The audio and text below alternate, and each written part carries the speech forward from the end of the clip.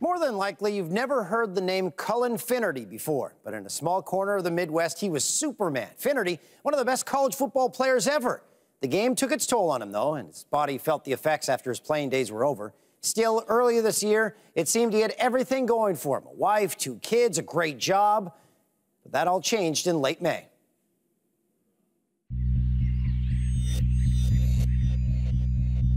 The search continues for a former Grand Valley State University. Cullen Finnerty hasn't been seen in a couple days. Dozens of people and also canine units have just been scouring this area looking for any. He was last seen about 8:30 that night. Search is going on right now, but the weather is hampering the Finnerty was not familiar with the area. Still unclear what may have happened to Cullen Finnerty. Is possible so far, though, search crews have found nothing. Cullen Finnerty was one of the most successful quarterbacks in college football history. Finnerty, quick lob, end zone, touchdown! From 2002 to 2006, Finnerty led Division II Grand Valley State to 3 national championships. He threw for 11,000 yards, rushed for 2,000 more. Finnerty's going to carry, quarterback keep, touchdown! And had a record of 51-4. I recruited him.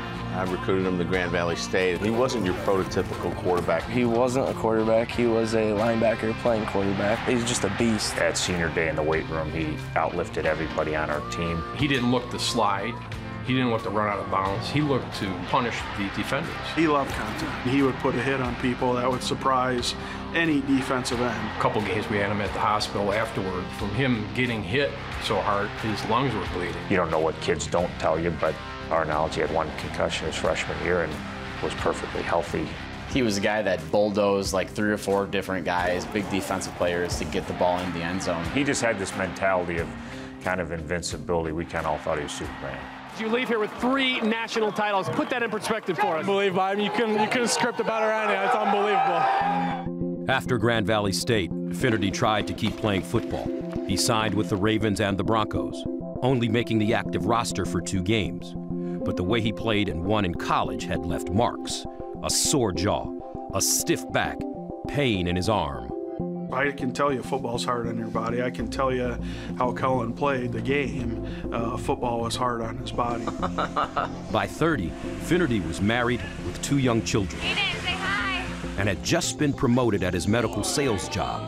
He'd found new ways to define his life. Look at it's you.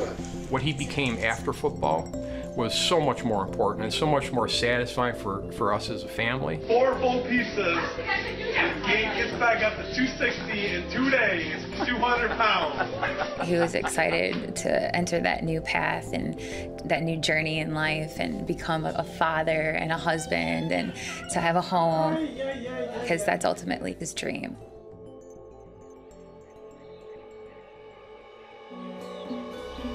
On Memorial Day weekend, we always go to Baldwin, which is where my parents have a cabin. And it's just a time to relax, spend time with my side of the family. In the weeks leading up to their trip, Finnerty complained of headaches and restless sleep. He was using oxycodone for his back pain. On Sunday, he asked his wife to drop him off at Bray Creek State Forest Campground so he could go fishing by himself. 35 minutes later, around dusk, he called her in a panic. He was disoriented. He didn't know where he was in the woods. He was afraid. I just knew when I spoke with him that something wasn't right. Cullen Finnerty said he ran into 2 men on Baldwin River. He thought they might be following him. He was lost, confused, scared. So we looked in the woods all evening. It was getting, darker fast. And so I called the police to see if they could help us find him.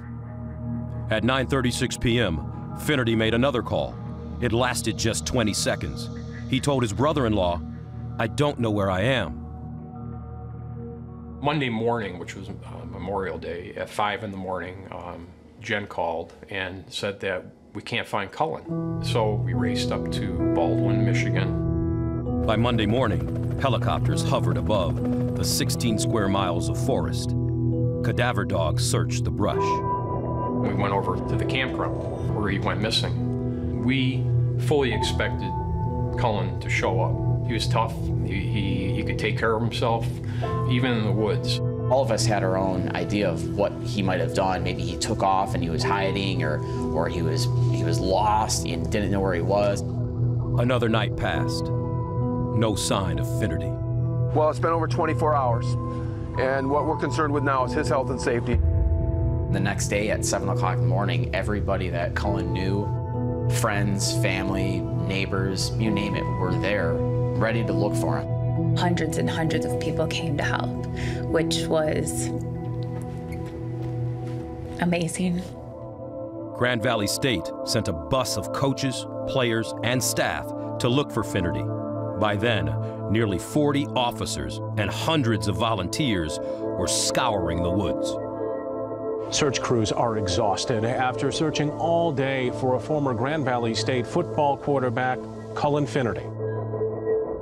It was a long day of searching, and I knew that they were going out on their last search. And I figured that it was just going to be another evening where we don't know where Cullen's at. We lined up along this dirt road. It was Chuck Martin, my wife, and then myself. We were walking through people's backyards. There were sheds and stuff, and you're thinking if he was spooked or, you know, afraid of something, maybe he's camped out in one of these sheds. You could hear vehicles going to and fro. It was very clear to me that Cullen would have been able to find his way out of there. And right at about 7:40, my wife screamed out to me, "Oh my God, I think I found him." My mom called and said,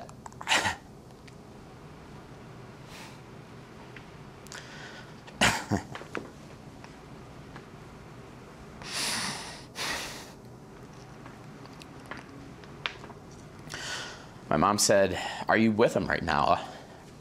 Are you with Cullen?" And we all just took a deep breath, like they found him alive, like, are we with him?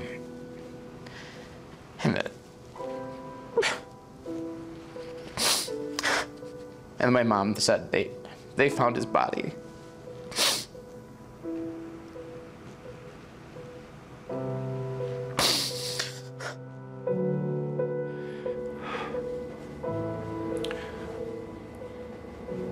We got out of the car and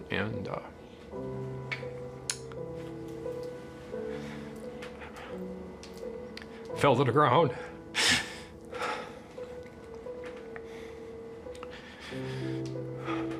Your life is flipped upside down, so you have a lot of things that go through your mind. It was the first time since he was born that I wasn't that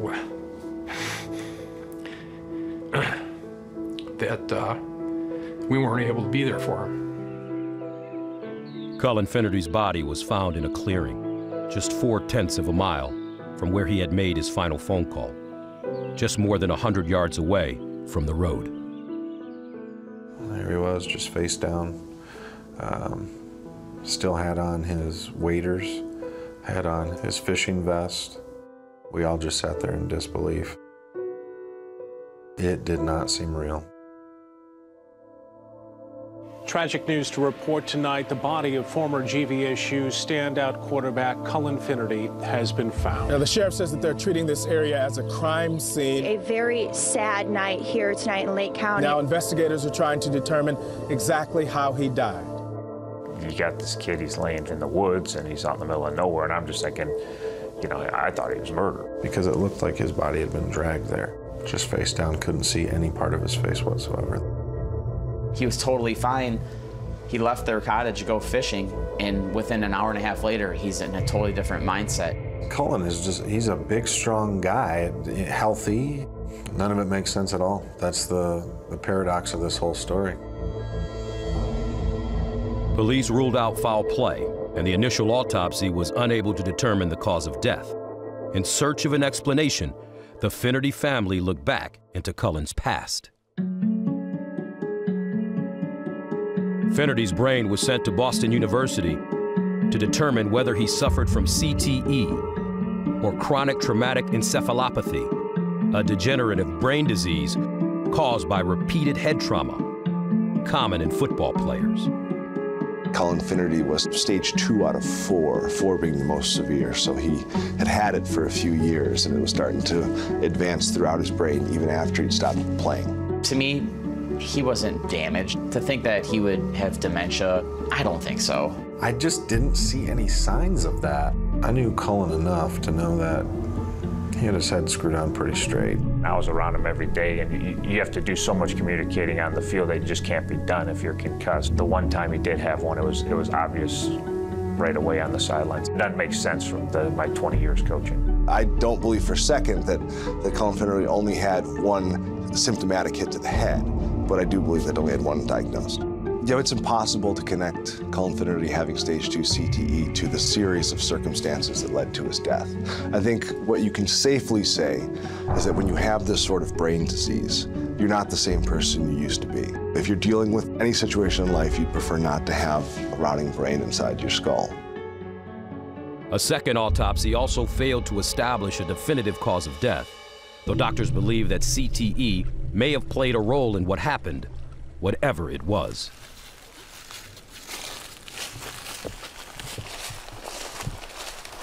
I think it's between him and God that know why he's not here right now.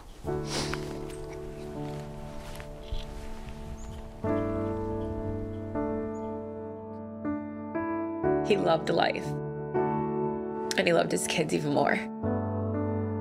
At first, I wanted to know exactly what happened, but I've come to the realization that he's in a better place, and this was part of God's plan for us, and it doesn't really matter anymore on how he died.